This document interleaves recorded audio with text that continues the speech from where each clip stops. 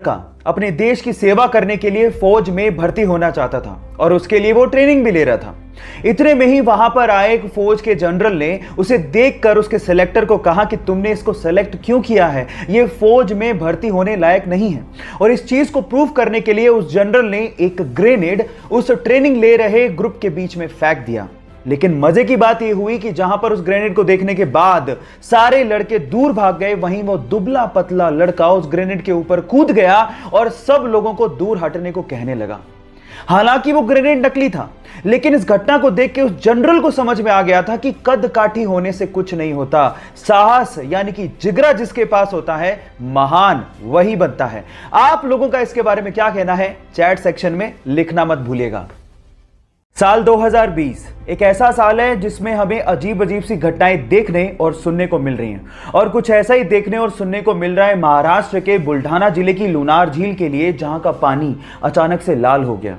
बहुत सारे तर्क दिए जा रहे हैं, लेकिन साइंटिफिक तर्क यह दिया जा रहा है कि लुनार झील का पानी इस वजह से लाल हुआ क्योंकि वहां पर हेलोबैक्टीरियम की मात्रा अचानक से बढ़ गई।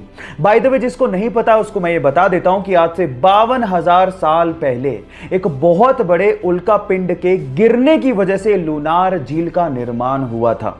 क्या इसके पहले तक ये फैक्ट आपको पता था? और अगर नहीं पता था तो चैट सेक्शन में लिखना मत भूलिएगा।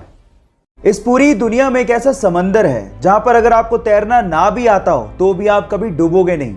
यह समंदर इजराइल में है, जिसका नाम है डेड सी यानी कि मृत सागर। अब आप कहेंगे कि इसको मृत सागर क्यों कहा जाता है?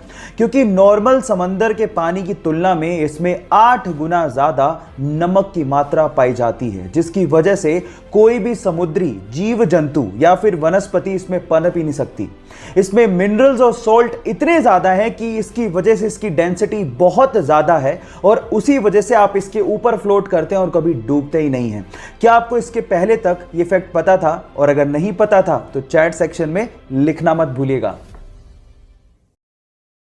ऑर्गेनाइजेशन के बारे में तो जरूर सुना होगा, जिसकी फुल फॉर्म है south Asian association of regional cooperation, जिसे 1985 में बनाया गया था, और टोटल 8 कंट्रीज इस सार्क की मेंबर हैं। अगर मैं आपसे सवाल पूछूं कि वो 8 कंट्रीज कौन सी हैं तो आप लोग क्या कहेंगे? चलिए मैं आपको इसको याद करने की ट्रिक बताता हूं। वो ट्रिक है MBBS पेन। M मने मालदीव्स, B मने बांग्लादेश, B मने भूटान, S मने श्रीलंका, P मने पाकिस्तान, A मने अफगानिस्तान, I मने इंडिया और N का मतलब है नेपाल। इस ट्रिक का श्रेय यूपीएससी ड्रीमर्स को जाता है। सोने की शुद्धता को हम लोग कैरेट में परखते हैं, लेकिन कितने कैरेट में कितना प्योर गोल्ड है ये हमें कैसे पता लगेगा? चलिए मैं आपको बताता हूं। सबसे पहले होता है 24 कैरेट गोल्ड, जिसमें 99.9% तक प्योर गोल्ड होता है। अब इससे खरा सोना है ही नहीं, लेकिन इतना सॉफ्ट होता है कि इससे ज्वेलरी नहीं बनाई जा सकती। फिर आता है 22 कैरेट गोल्ड, जिसको 916 गोल्ड भी कहते हैं, क्योंकि इसमें 91.6% प्योर गोल्ड होता है और बाकी बचे हुए परसेंटेज में कॉपर और जिंक जैसे मेटल मिक्स होते हैं। अभी थोड़ा हार्ड होता है तो इसे ज्वेलरी बनाना आसान होता है। फिर आता है 18 कैरेट गोल्ड, जिसमें मात्र 75% तक की प्योर गोल्ड होता है और बाकी बचे हुए 25% में निकल, कॉपर और जिंक जैसे मेटल मिक्स होते हैं।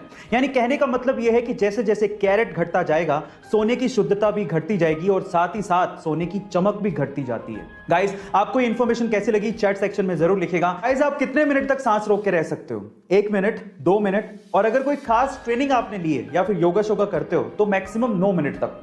लेकिन इससे ज्यादा कोई आम इंसान सांस रोक के नहीं रह सकता। लेकिन हमारे बीच ही एक ऐसा सुपरमैन है जिसने 24 मिनट 3 सेकंड और 45 मिली सेकंड तक सांस रोक के Guinness book of world record में अपना नाम लिखवाया है। उस सुपरमैन का नाम है एलेक्स सेगुरा।